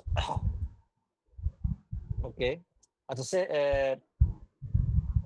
judgment may have to be used in deciding the duration of holding working paper. এটা আসলে ইউকের বই থেকে লেখা, তো ইউকের বইতেই দিয়ে দিছে এখানে, তাও আমরা পড়ি এখানে কি বলছে। And further consideration should be given to the matter before their destruction. All firms should have a document retention policy, and that should keep all audit working paper required by auditing standards for a reasonable period of time. Given that assurance work must be kept confidential, যেটা already বললাম, আমরা chapter 16 যখন পড়বো তখন কনফিডেন্সিয়ালিটির নিটিগ্রিটি গুলো আমাদের কাছে clear হবে। It is important that firms have good security procedures over their retained working papers. Paper documents must be kept securely in locked premises. Electronic documents should be protected by electronic control. So এটা আমি বলি, একটা practical example বলি। একটা ফার্মে মনে করেন যে বাংলাদেশে XYZ অডিটর, সে হলো লোকাল অডিটর, সে একটা মাল্টিন্যাশনাল কোম্পানি, তার একজন গ্রুপ অডিটর আছে। তো গ্রুপ অডিটর লোকাল অডিটরের কাছে একটা ইনফরমেশন চাইলো যে এইটার ওয়ার্কিং পেপারটা আমাকে দেন, আপনি এখানে কাজ করছেন। সামহাউ এই যে লোকাল অডিটরের যে ওয়ার্কিং পেপার চাইছে, যেই লোক এই কাজটা করছে সেই লোক সেই প্রতিষ্ঠানে এখন চাকরি করে, সে এটা জানতে পারছে। এটা কি করছে, ওই ফার্ম থেকে তারে ফোন দিয়ে জানাইছে যে ভাই আপনি যে ওয়ার্কিং কাজ করছেন সেটা কিন্তু গ্রুপ অডিট থেকে আমাকে কি বলে অডিট করতেছে। তাহলে এখন যে লোক জানাইছে সর্বপ্রথম সে একটা কনফিডেন্সিয়ালিটি ব্রিচ করছে। কারণ কি, গ্রুপ অডিটর যদি গ্রুপ অডিট করে সে সিএ ফার্ম জানবে, কিন্তু অর্গানাইজেশন কিন্তু এটা জানতে পারবে না। তাহলে এখানে একটা কনফিডেন্সিয়ালিটি ব্রিচ, এক নাম্বার। দুই নাম্বার এখন সে বললো যে ভাই ঠিক আছে, আপনি তাহলে ওয়ার্কিং পেপারটা এখন দিয়েন না, আমি একটা এসে দেখি ওয়ার্কিং পেপারের মধ্যে সবকিছু ঠিকঠাক আছে কিনা। আর সে ওখানে অডিটর ছিল, এখন সে নিজেই ওখানে অর্গানাইজেশন চাকরি করে। তো তো ওই লোক বিশ্বাস করে বলছে যে ঠিক আছে, এটা আমার এই যে ভিতরে আমাদের কি বলে এখানে আমাদের স্টোর আছে, স্টোর অমুক জায়গায় এই ওয়ার্কিং পেপারে রাখা আছে, তুমি দেখে আর রাইখা চলে যাও। তো সে করছে কি, ওইখান থেকে ওই ওয়ার্কিং পেপার থেকে ওই যে ওইখান থেকে ওই যে বাঁশটা চাইছে সে এটা সরাই ফেলছে। তো ও দেখা করে চলে গেছে যে ভাই ঠিক আছে, আমি দেখছি সব ঠিকঠাক আছে। কিন্তু ও কিন্তু হাইড করছে, ওনার কাছে আর বলে নাই ও যে ওয়ার্কিং পেপার সরাই ফেলছে। তো ভালো কথা, বলছে ঠিক আছে, তুমি উনি আর চেক করে নাই ওই ফাইলটা, বলছে তুমি রাইখা চলে যাও। তো পরের দিন আবার গ্রুপ অডিটর দিছে, কি ব্যাপার তোমার কাছে গতকাল চাইলাম, তুমি বললা 2 দিন পরে দিবা, আমি 2 দিন আগে চাইলাম, তুমি এখনো দিচ্ছ না, আমার তো কাজ শেষ করে। তখন ওই লোককে ডাকছে, ওই পার্টটা বলছে যে তুমি একটু বললাম ওয়ার্কিং পেপারটা দিতে, তুমি ওয়ার্কিং পেপারটা কেন দিচ্ছ না, তুমি ওয়ার্কিং পেপারটা ব্যাস। তখন দুইজন নতুন স্টুডেন্টকে অ্যাসাইন করছে যে এই ওয়ার্কিং পেপারটা ও যদি ব্যস্ত থাকে, তুমি ওয়ার্কিং পেপারটা অমুক ফাইল থেকে বাইর করে আমাকে দাও, আমি দেখে ওই এঙ্গেজমেন্ট পার্টনারের সাথে আমি এটা শেয়ার করবো। এখন তো সে আর ওয়ার্কিং পেপার খুঁজে পায় না, গেল কই। এখন ওই পার্টনারের কাছে বলছে, পার্টনার মাথা খারাপ হয়ে গেছে, কারণ আমি অলরেডি আনকোয়ালিফাইড অডিট ওপিনিয়ন দিয়ে দিয়েছি। আনকোয়ালিফাইড অডিট ওপিনিয়ন তো ওয়ার্কিং পেপার ছাড়া তো আমি দিইনি, এই ওয়ার্কিং তো আমিও রিভিউ করছি, কোথায় বাইর করো, হয় না বাইর হয় না। স্যারের সাথে ওই পার্টনারের সাথে ওই আগের ওই পার্টনার কথা বলছে, গ্রুপের পার্টনার, যে কি ব্যাপার আপনি বুঝছেন না কেন, বলছে আমাদের মানে ফাইল কিছু মিসপ্লেস হয়ে গেছে, আমার একটু খুঁজতে হচ্ছে, আমাকে সময় দাও। তো উনি আবার ওই পার্টনার আবার সামহাও বুঝতে মানে জিজ্ঞেস করছে যে কি ব্যাপার, ওই ক্লায়েন্ট থেকে কোনো লোক আসছিল, বলছে হ্যাঁ অমুক এটা আসছিল। কেন তুমি, তাহলে অমুক আসছিল, তোমার এসে কি করছে, বলছে ও তো ফাইল ঘাটাঘাটি করছে। তো তুমি কেন ফাইল ঘাটাঘাটি করতে দিলা, তুমি কনফিডেন্সিয়াল ব্রিচ করছো, ওকে ডাকো। বলছে কি ব্যাপার, তখন ওকে প্রেশার দিচ্ছে, প্রেশার দিলে অস্বীকার করছে, ওর ডকুমেন্ট সরাই দিচ্ছে। যেই লোক এইখান থেকে তখন ওই লোক পার্টনার বলছিল না, আমি যেহেতু এখানে তো আমি তো আর আমার কাউন্টার পার্টিকে আমি মিথ্যা বলতে পারবো না, কাউন্টার পার্টিকে জানাইছে যে এখানে তোমারই লোক আইসে এখান থেকে ডকুমেন্ট সরা ফেলছে। তাইলে এখানে 2 লোকের চাকরি চলে গেছে। যেই লোক ওই কোম্পানিতে ছিল ইনস্ট্যান্ট রিলিজ, যে তোমাকে আর চাকরি করতে হবে না। আর এখানে যে কাস্টোডিয়ানের দায়িত্ব ছিল, সে ওই ফার্মে প্রায় অ্যারাউন্ড 16 থেকে 17 বছর ধরে চাকরি করতো, এবং সে খুবই ট্রাস্টওয়ার্দি পার্সন ছিল। কিন্তু পার্টনার বলছে দেখো এটা আমার গ্রুপ থেকে ইনস্ট্রাকশন আসছে, তুমি চাইলে অন্য কাজ করতে পারো, কিন্তু এই প্রতিষ্ঠানে তুমি আর থাকতে পারবে না। পরে এই লোকও চলে যেতে হচ্ছে, এবং পরবর্তীতে তাদের এমন প্রবলেম হয়েছে, পরবর্তী চাকরি করা তাদের জন্য অনেক কঠিন হয়ে গেছে। তো বেসিক্যালি এটা একটা এক্সাম্পলটা কেন দিলাম, যে আমি যখন ডকুমেন্টেশন করতে হবে এবং আমরা যখন বিভিন্ন সময় কাজ করবো বিভিন্ন জায়গায়, এই কনফিডেন্সিয়ালিটা মেনটেনটা খুব ইম্পর্টেন্ট, কারণ professionalism is very much important. কারণ আপনি প্রফেশনালিজম মেনটেন না করেন, সেটার কারণে আপনি নিজে ট্রাভেলে পড়তে পারেন। দেখেন ওই লোকটা, এবং ইন্টারেস্টিংলি যেই ডকুমেন্টের জন্য দুজনে চাকরি গেছে, এই ডকুমেন্টের অ্যামাউন্ট ছিল 62,000 টাকা, 62,000 টাকা। তো মনে করেন যেই লোক এই দুজন চাকরি গেছে প্রতিষ্ঠানে, সে মনে করেন 2 লাখ টাকা তখন বেতন নিত। তাহলে এটা যদি স্বীকার করে নিত যে আমার 62,000 টাকা মিস্টেক, তাহলে ওই বাইরে জড়িত সে কি বলতো, সে একটা রিভিউ দিয়ে বলতো যে পরবর্তীতে এই জায়গায় তুমি ফার্দার এমফাসাইজ দিয়ে কাজ করবা, তোমার যাতে এই জায়গায় ল্যাপস না হয়। কিন্তু বাট সে মনে করছে এটা সরাই ফেললে তার প্রবলেম, মানে সে বেঁচে যাবে। ওই একটু বাঁচার জন্য তার কি হলো, তার ক্যারিয়ারে একটা স্পট লেগে গেল, এবং পরবর্তীতে এবং ওই সময়ে যেটা আমি যতদূর জানি, ওই লোকের সাথে কোনো একটা ইউনিভার্সিটি টিচারের বিয়ে ঠিক হয়েছিল। ঠিক ওই ইনসিডেন্টের পর না তার হয়ে গেছে, এঙ্গেজমেন্ট হয়ে গেছে। তো এমন একটা সময় ইনসিডেন্ট হয়েছে 8 হওয়ার আগে ওই মেয়ের সাথে তার বিয়ে হয়ে গেল, বিয়েটা ভেঙে গেছে। যখন সেটা জানতে পারছে যে এখানে একটা ফ্রড ইস্যু আছে, এটাকে গ্রুপ থেকে মানে যে গ্রুপ অডিটর তারা একটা ফ্রড ইস্যু হিসেবে ইন্ডিকেট করে এটা বাংলাদেশের যে ফার্ম ছিল সেই ফার্মকে জানাচ্ছে। জিনিসটা এক্সাম্পলটা ক্লিয়ার আপনাদের সবার কাছে?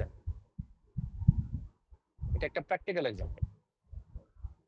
জি স্যার। ওকে, এখন আসি আমাদের বইতে কি বলা আছে। তাহলে এই প্রবলেমটার বেটার সলিউশন কি হতে পারতো? সলিউশন হলো 1 number, when you leave farm, when one person leave farm, he has no right to overlook any documents of the organization of farm, because যখন আপনি ফার্ম থেকে চলে যাচ্ছেন তখন কিন্তু সকল ধরনের এগ্রিমেন্ট আপনি ক্লোজ করে দিয়ে চলে যাচ্ছেন। সো যখন আপনি কোনো একটা ইনফরমেশন দেখবেন, ইউ আর ব্রিচিং কনফিডেন্সিয়ালিটি। আপনি কনফিডেন্সিয়ালিটি ব্রিচ করতেছেন, আপনার যে কাউন্টার পার্টি, ফার্মের যে পার্টনার আপনাকে দেখতে দিচ্ছে, ফার্মের যে ম্যানেজার আপনাকে দেখতে দিচ্ছে, ফার্মের যে কাস্টোডিয়ান যে দিচ্ছে, সে কনফিডেন্সিয়াল ব্রিচ করতেছে। এই কারণে দুজনের চাকরি চলে গেল। সো আপনি যখন ফার্ম থেকে বের হয়ে যাবেন, you should not go back to oversee any document, or you should not advise anyone regarding their work because you have already left. ঠিক আছে? Yes, sir. জি।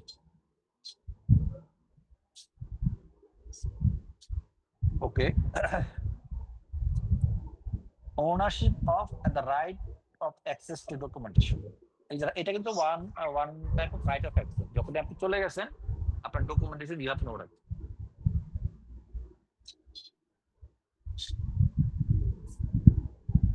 আচ্ছা, এখানে কি আছে? Working paper belongs to the assurance provider.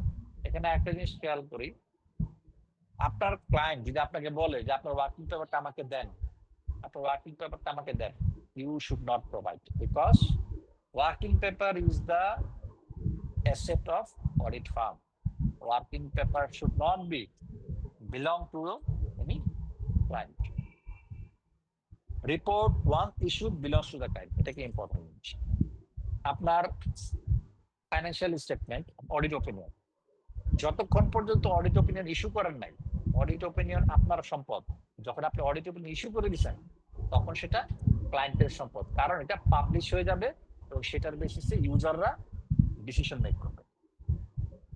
Assurance providers must keep working paper confidential. Very, very important. কারণ কি, এটার মধ্যে এমন কিছু ইনফরমেশন থাকতে পারে, যেমন আমি আরেকটা এক্সাম্পল দিই, তাহলে ইজি হবে। মনে করেন কোন একটা ফার্ম, ওই ফার্মটা গ্রামীণ ফোন অডিট করে, রবি অডিট করে, তাহলে গ্রামীণ ফোন রবি কিন্তু কম্পিটিটর। তো মনে করেন গ্রামীণ ফোনের মিটিং মাইনোটস আপনি দেখছেন, আপনি একজন অডিট ম্যানেজার, সেখান থেকে মিটিং মাইনোটস থেকে তাদের স্ট্র্যাটেজিগুলো আপনি পয়েন্ট আউট করছেন এখন একটা ওয়ার্কিং পেপারে। তার স্ট্র্যাটেজিগুলো কি, তারা আগামী 5 বছর কি করতে চায়, সেটা ব্যক্তিগুলো আপনি চেক করলেন, তারপরে গোয়িং কনসার্ন সেট আছে কিনা। এখন মনে করেন এই ওয়ার্কিং পেপারটাকে ওপেন রেখে চলে গেছে। এখন আপনারই ফ্রেন্ড, সে রবি অডিট করে, সে এটা দেখেছে, ছবি তুলে নিয়ে গেছে। ছবি তুলে নিয়ে সে করছে কি, রবির যে পরিচিত লোক তাদেরকে দিয়ে দিচ্ছে, দেখেন ভাই গ্রামীণ ফোন কিন্তু আগামী বছর এই জিনিসগুলো করবে। তখন কি করলো আপনি, এখন রবি যেহেতু সে গ্রামীণ ফোনের ইন্টারনাল সিদ্ধান্তগুলো জেনে গেছে, ওইটাকে কাউন্টার দেওয়ার জন্য তার স্ট্র্যাটেজি বদলাই ফেলছে। দেখা গেছে কোন একটা প্রোডাক্ট লঞ্চ করার কথা ছিল গ্রামীণ ফোনের, তাদের প্ল্যান ছিল আগামী 3 মাসে লঞ্চ করবে। সেম প্রোডাক্টটা হয়তো রবির মাথায়ও ছিল, কিন্তু ওইখান থেকে দেখে রবি 2 মাসের মাথায় লঞ্চ করে ফেলছে। তাহলে কি, Grameenphone is losing is revenue, Grameenphone is losing is credibility. তাহলে এই ওয়ার্কিং পেপার যদি ওপেন থাকে, তাহলে এটা কিন্তু there is a possibility of breaching the confidential. আর আজকের দিনে তো আরো বেশি, কারণ কি, আগে কি হতো, একটা জিনিস যদি আমাকে কপি করতে একটু লিখতে হতো, আর এখন কি আপনি ছবি তুললে যথেষ্ট। তো এখন আরো ভিজিলেন্ট, এবং আরো প্রবলেম কি, এখন দূর থেকে ছবি তোলার মতো ক্যামেরা আছে, আপনি বসে আছেন, দূর থেকে ছবি তুলেও কিন্তু আপনি দিয়ে দিতে পারেন। So very much careful on the confidentiality of the working paper. They must show working paper to the client at their discretion. They should obtain client permission before showing working paper to third party. Important জিনিস, মনে করেন ওনার working পেপারের মধ্যে ক্লায়েন্টের information আছে, এইটা এখন কোন একটা থার্ড পার্টি দেখতে চাচ্ছে কোন একটা কারণে, আপনি মনে করতেছেন you should provide, but before providing to them আপনাকে ক্লায়েন্ট থেকে পারমিশন নিতে হবে। ভাই XYZ লিমিটেড বা XYZ সামথিং, যেমন মনে করেন যে ক্রেডিট রেটিং কোম্পানি যখন কোনো ক্রেডিট রেটিং দেয়, তাকে ইন্ডাস্ট্রি কম্পারিজন করতে হয়।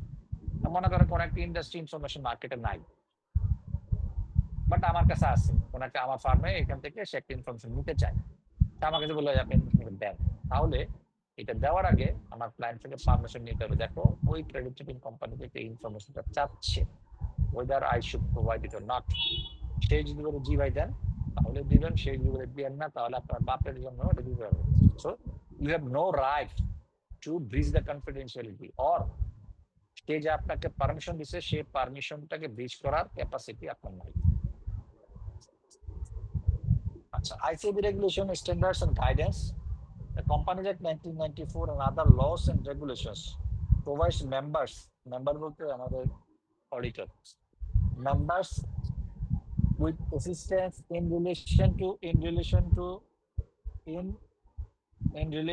to documents and records, ownership, lien, and rights of access.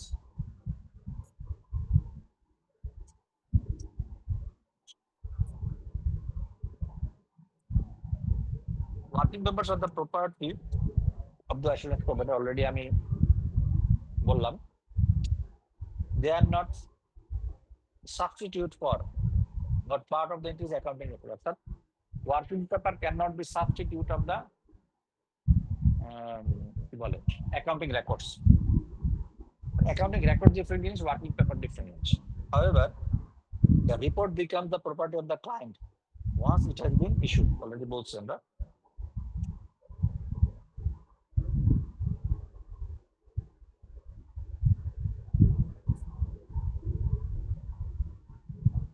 না, রেগুলেটরকে যদি আপনি কোনো ইনফরমেশন দেখাইতে চান, যদি রেগুলেটর রাইট দেওয়া থাকে তাহলে এটা আমার ক্লায়েন্টের সাথে যোগাযোগ করার দরকার নাই, কারণ রেগুলেটরের অ্যাক্সেস সবার উপরে। Assurance providers must follow ethical guidance on the confidentiality of the working paper. Chapter 16 যখন পড়বে তখন ক্লিয়ার হবে what are the ethical guidance on the confidentiality. As working papers belong to the firm, the assurance providers are not required to show them to the client. However, the firm may show working paper to the client at their discretion, so long as the assurance process is not prejudiced. অর্থাৎ working paper আপনি ক্লায়েন্টকে দেখাইতে পারেন যদি না সেটা আপনার অডিটের কাজকে হ্যাম্পার করে, আপনার অডিট ওপিনিয়নটাকে ডিস্ট্রাক্ট করে, তাহলে আপনি দিতে পারেন। Information should not be made available to third party without the permission of the client. An example of when working paper might be shared with the third party is when a new firm is taking over an audit firm from the existing auditor. এটা chapter যখন 2 পড়বেন তখন এটা clear হবে। যখন আপনি নতুন আমার যে 8টা স্টেপ, যে প্রথম স্টেপ,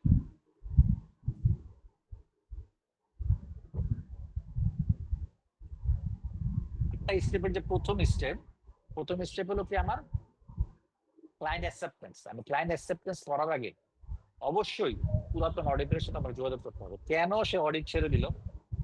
যদি সে নর্মাল ভাবে ছেড়ে দেয় তাও there should have a communication. সে বলবে হ্যাঁ ভাই নর্মাল ভাবে ছেড়ে দিয়েছে, আমার কোনো প্রবলেম ছিল না, but communication should be there.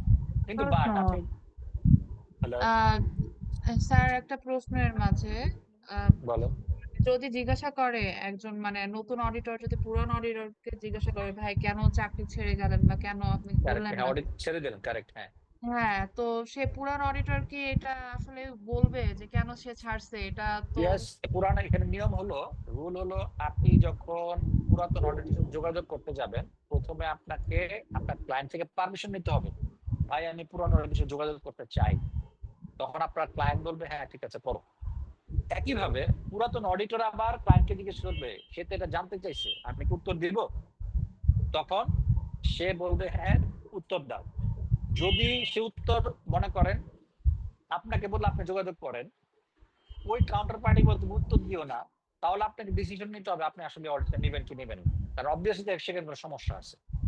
So পুরাতন অডিটর উত্তর দিতে বাধ্য with the permission of the basically আমার কি বলে ক্লায়েন্ট। ক্লিয়ার? জি স্যার, ক্লিয়ার। ওকে।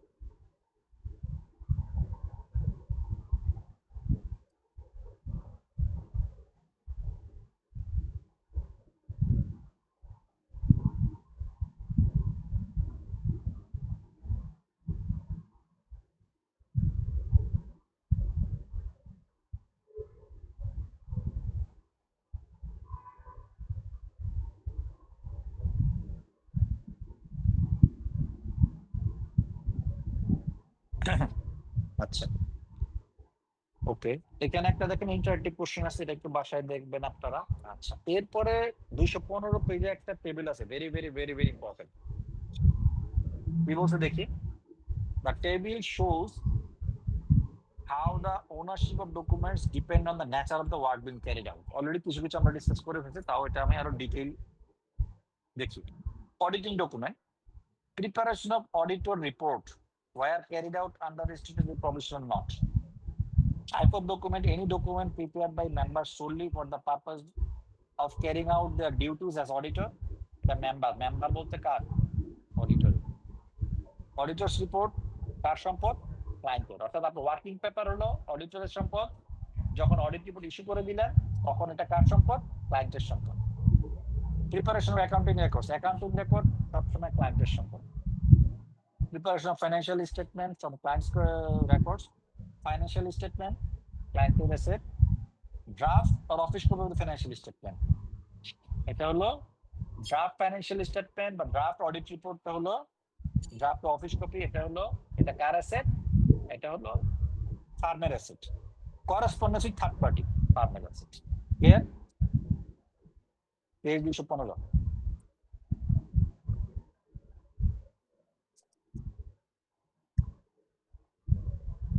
এখানে মেম্বার বলতে কাকে বোঝাচ্ছে স্যার? মেম্বার বলতে বোঝাচ্ছে chartered accountant, CA farm. Member বলতে সিএ ফার্ম বোঝাচ্ছে, ক্লায়েন্ট বলতে বোঝাচ্ছে ক্লায়েন্ট।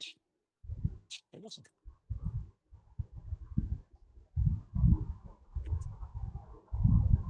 পেজ নাম্বার 218-তে যান, 218।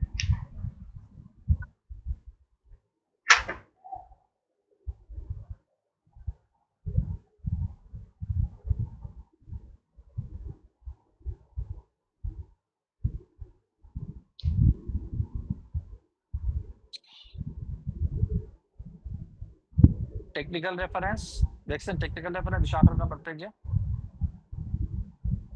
জি স্যার। আচ্ছা, এইগুলা আপনাদের সাথে সম্ভবত আইএসএ গুলো শেয়ার করা হয়েছে, আমার সাথে একজন শেয়ার করছিল, উনি বলছিল আপনাদের সাথে শেয়ার করে দিবে। ওখান থেকে এই প্যারাগুলো একটু পড়ে নেবেন।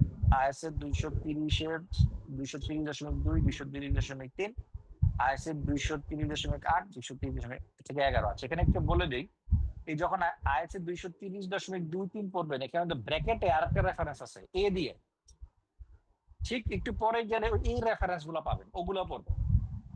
বুঝতে পারছেন? আরেকবার বলেন একটু। আইএসএ 230.2 যখন পড়বেন, ওখানে ব্র্যাকেটে একটা আরেকটা রেফারেন্স থাকবে, এ সামথিং, A1, A2, A3। ওই আইএসএ এর পরেই, দ্যাট মিন্স আপনি ওই আইএসএ শেষ হওয়ার পরে এই 1-3 রেফারেন্স গুলো ডিটেইল বলা আছে, তাহলে ওই রেফারেন্স গুলো আপনারা পড়বেন, ওই রেফারেন্সের ইনফরমেশন দিবেন। জি স্যার। ঠিক আছে? জি স্যার।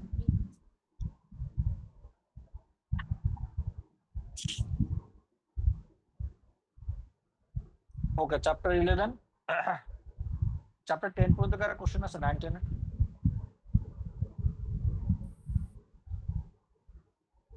এগুলোকে আপনারা পড়বেন, পড়ার পরে যদি পরবর্তীতে কোনো কোশ্চেন থাকে উই মে ডিসকাস। আচ্ছা, আজকে চ্যাপ্টার 11 জাস্ট একটু এলিমেন্টারি ডিসকাশন করব, করে ক্লোজ করে দিব। ঠিক আছে? আচ্ছা, চ্যাপ্টার এলিমেন্টারি হলো one of the most important chapter. কারণ হলো আমি যে এতক্ষণ বললাম যে আমার ডকুমেন্টেশন কিন্তু একেবারে স্টেপ 1 থেকে স্টেপ 8 পর্যন্ত, বিফোর অডিট অপিনিয়ন, প্রত্যেক জায়গায় কিন্তু we need the document to conclude. আচ্ছা, এখন প্রশ্ন হলো, এই যে আমি ডকুমেন্ট করব, কি ডকুমেন্ট করব, কতটুকু করব, কোনটা রিলেভেন্ট, কোনটা রিলায়েবল, ঠিক আছে, এই জিনিসগুলো আমরা এই চ্যাপ্টারে করব। আচ্ছা, আরেকটা জিনিস যেটা আমরা যখন পয়েন্ট নাম্বার 5 এবং পয়েন্ট নাম্বার 6 আমরা ডিসকাস করছিলাম, পয়েন্ট নাম্বার 5 এ ছিল টেস্ট অফ কন্ট্রোল বা কন্ট্রোল টেস্ট, পয়েন্ট নাম্বার 6 এ ছিল সাবস্টেন্টিভ অডিট প্রসিডিউর অথবা আমার টেস্ট অফ ডিটেইল, তো analytical procedure, test of detail. এই যে দুই জায়গাতেই একটা জিনিস কিন্তু কমন ছিল, সেটা কি? স্যাম্পল। মনে আছে কিনা আপনাদের? আমি যখন কন্ট্রোল টেস্ট করব, কন্ট্রোল টেস্ট কিন্তু একটা বলছিলাম আমার স্যাম্পল বেসিসে কন্ট্রোল দিয়ে টেস্ট করব। আমি যখন টেস্ট অফ ডিটেইল চেক করব, তখন আমি বলছিলাম যে আমি স্যাম্পলিং টেকনিকের মাধ্যমে আমি পপুলেশন থেকে স্যাম্পল নিব, সেইগুলো আমি ডকুমেন্টগুলো চেক করব। অর্থাৎ দুই জায়গায় কিন্তু আমার স্যাম্পল রিলেভেন্ট। এখন প্রশ্ন হলো, এই স্যাম্পলটা আমি কিভাবে নিব? What would be my procedure to taking sample? কারণ একটা জিনিস মনে রাখতে হবে, আমাকে যদি অ্যাপ্রোপ্রিয়েট কনক্লুশনে পৌঁছাইতে হয়, আমার স্যাম্পলিং টেকনিক গুলা অ্যাপ্রোপ্রিয়েট হইতে হবে। কারণ যেমন আমরা জানি না আপনারা প্রবাবিলিটি ডিস্ট্রিবিউশন করছেন কিনা। প্রবাবিলিটি ডিস্ট্রিবিউশনের একটা এলিমেন্ট আছে, সেটা কি যে কোনো একটা পপুলেশনের মধ্যে প্রত্যেকটা এলিমেন্ট পিক হওয়ার পসিবিলিটি সমান থাকতে হবে, তাই না?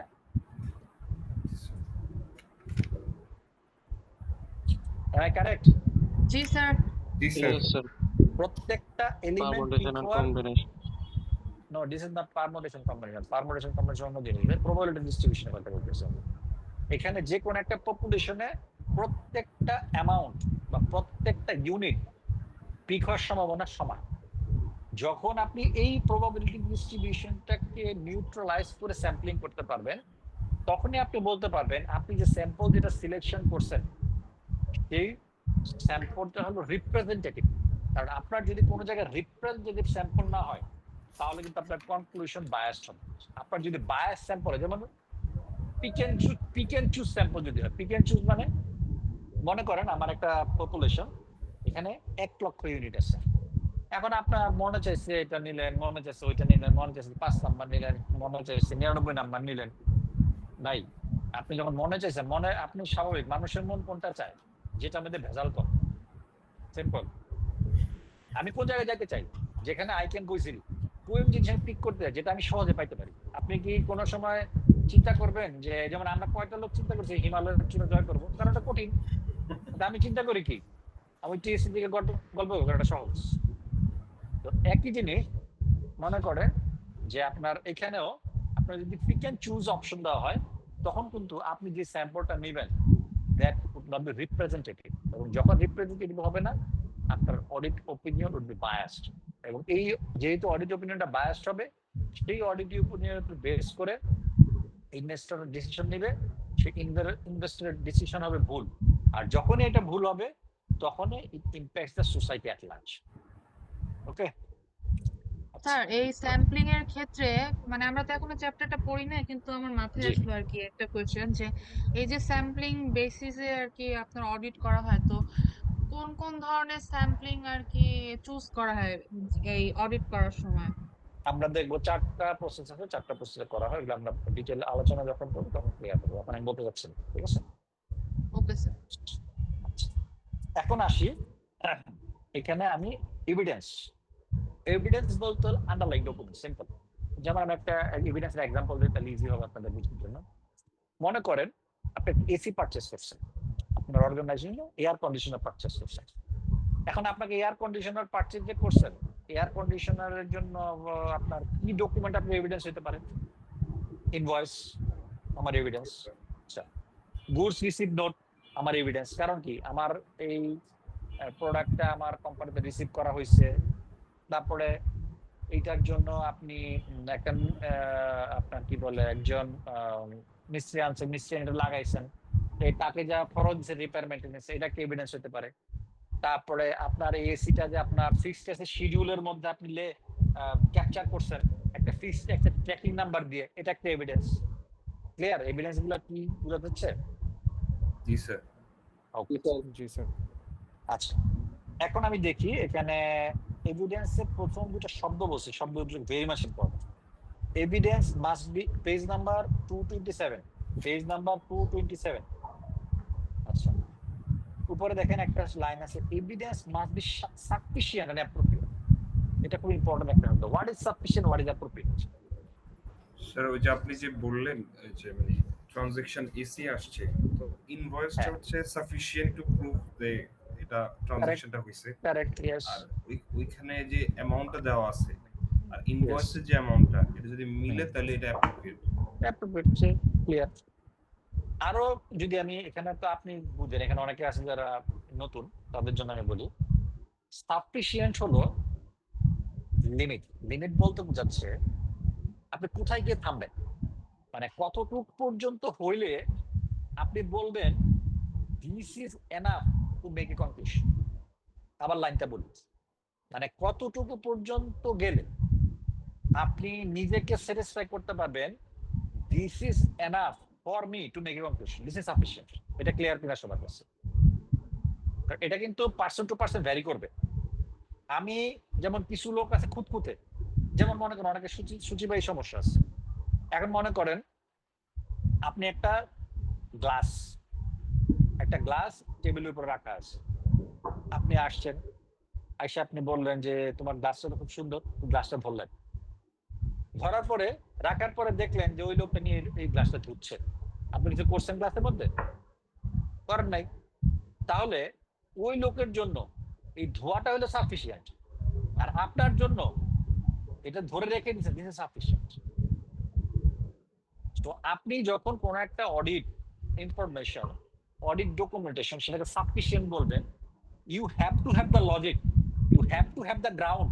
এই কারণে বলছি আমি এতটুকু সাফিসিয়েন্ট। কিন্তু বাট অনেক সময় দেখা যায় আমাদের মধ্যে অনেকের অভ্যাস আছে যে মানে শর্টকাটে বড় লোক হওয়ার বুদ্ধি, যে আমি দেখিও নাই এটা, আরেকজন বলছে সেটার বেসিস বলছে সাফিসিয়েন্ট। এখন মনে করেন আমি অন্য রুমে বসে আছি, আমার ফ্রেন্ড হয়তো আমাকে একটা গ্লাস দিচ্ছে, এই গ্লাসটা টেবিলে রাখা আছে, আমার বোন আমাকে বললো যে তোমার বন্ধু তোমার জন্য লাল গ্লাস পাঠাইছে, আমি কিন্তু দেখি নাই। আমি বললাম, ঠিক আছে, গ্লাসের রং কি লাল? আসলে গ্লাসের রং হলো মেজেন্টা কালার। তাহলে আমি যদি ওই রুমে বসে সিদ্ধান্ত দিই গ্লাসের রং আরেকজনের কথা শুনে, তাহলে কি এটা আপনি বলবেন এটা সাফিসিয়েন্ট, কিন্তু বাট অডিটর যে প্যারামিটার সেই বেসিক্যালি সাফিসিয়েন্ট হইলেন। তাহলে আপনার যে সাফিসিয়েন্ট সেটা অন্যের চোখে সাফিসিয়েন্টের সাথে অ্যালাইন হইতে হবে। অর্থাৎ অন্য লোক যখন প্রশ্ন করবে, যাতে you can give positive counter, logical counter, যেখান থেকে সে আবার ওটা বিশ্বাস করতে বাধ্য হয় দিস ইজ সাফিসিয়েন্ট। কারণ কি, আপনি যে অডিট ওয়ার্কিং পেপার নিয়ে যাবেন এটা কে রিভিউ করবে? ম্যানেজার, সে তো ফিজিক্যালি কাজ করে নাই। কে রিভিউ করবে? পার্টনার, সে তো ফিজিক্যালি কাজ করে নাই। তাহলে সে যখন আপনাকে একটা কুইরি করবে, আপনি যদি প্রপার ডকুমেন্টেশন না দেখাতে পারেন, তাহলে সে কি বলবে? আবার করেন কাজটা, অথবা বলবে আপনার কাজ ঠিক হয়, বলবে কিনা?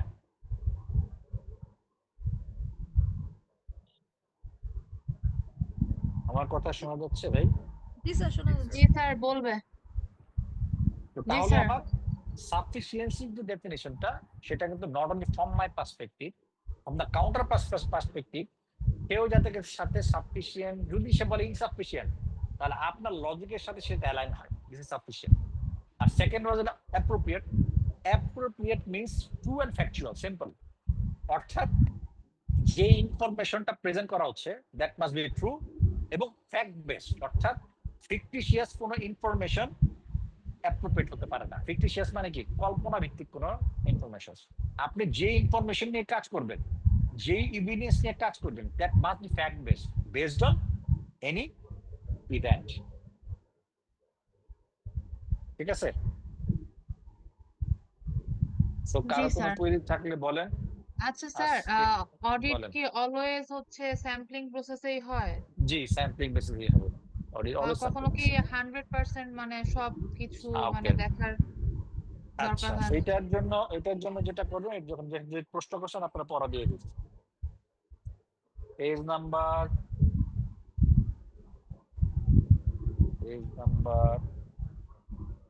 10-এ যান, পেজ নাম্বার 10, পেজ নাম্বার 10-এ যান।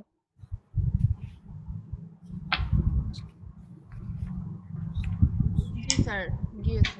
Why can assurance never be absolute? এখানে কতগুলো পয়েন্ট দেওয়া আছে, লিমিটেশন অফ অ্যাসুরেন্স, এগুলো একটু দয়া করে কষ্ট করে পড়বেন। নেক্সট দিন আপনার কোনো কোয়েরি থাকলে জিজ্ঞেস করেন, I will answer. Okay sir, thank এখান ইউ। থেকে পাবেন কেন অডিট অলওয়েজ স্যাম্পল বেসিস। আর কারো কোনো কোয়েরি আছে?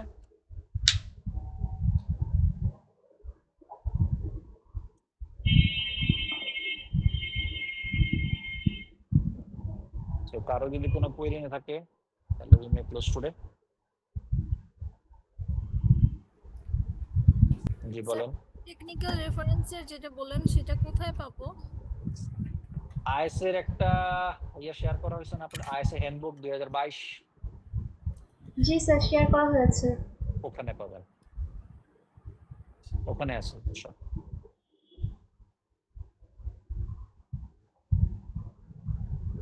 এখানে আপনাদের যে টেকনিক্যাল রেফারেন্স গুলো সবগুলো হলো ভলিউম 2 তে পাবেন। ভলিউম 2 এখানে 3টা ভলিউম আছে সম্ভবত, ভলিউম 1 2 3, ভলিউম 2 তে পাবেন মানে আছে।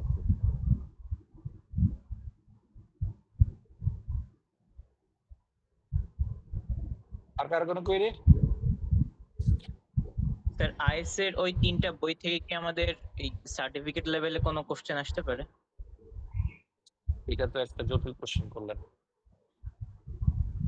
ওইখান থেকে আমি পড়তে বলছি আপনার কনসেপ্ট ক্লিয়ার হওয়ার জন্য। কোশ্চেন যে কোনো জায়গা থেকে আসতে পারে। টিএ পরীক্ষার কোনো সিলেবাস নেই, যেগুলা পড়তেছেন সেগুলা আপনি দেখেন উপরে লেখা কি আছে, ওয়ার্কবুক স্টাডি ম্যানুয়াল কিন্তু আগে ছিল, এখন এটা কি বলছে workbook. What is workbook?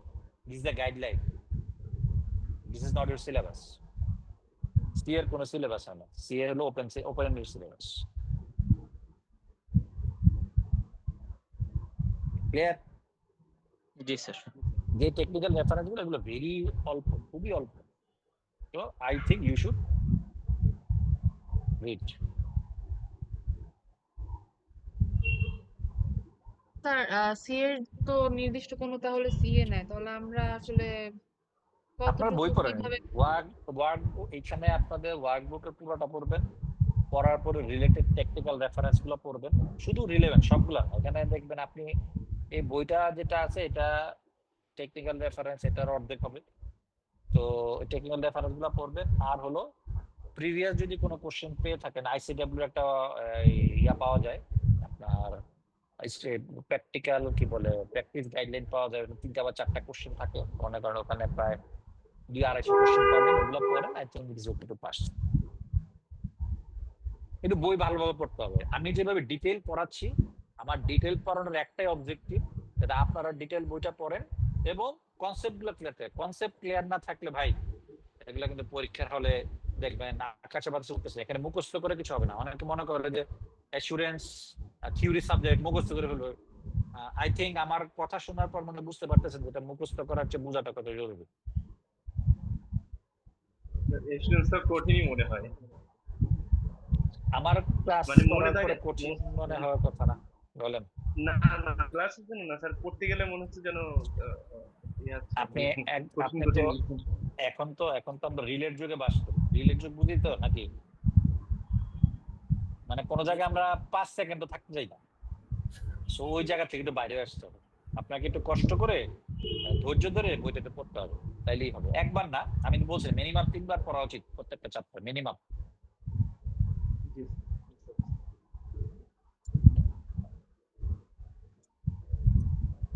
Any question? ঠিক আছে তাহলে আল্লাহ হাফেজ, সবাই ভালো থাকবেন। আল্লাহ হাফেজ। আসসালামু আলাইকুম স্যার।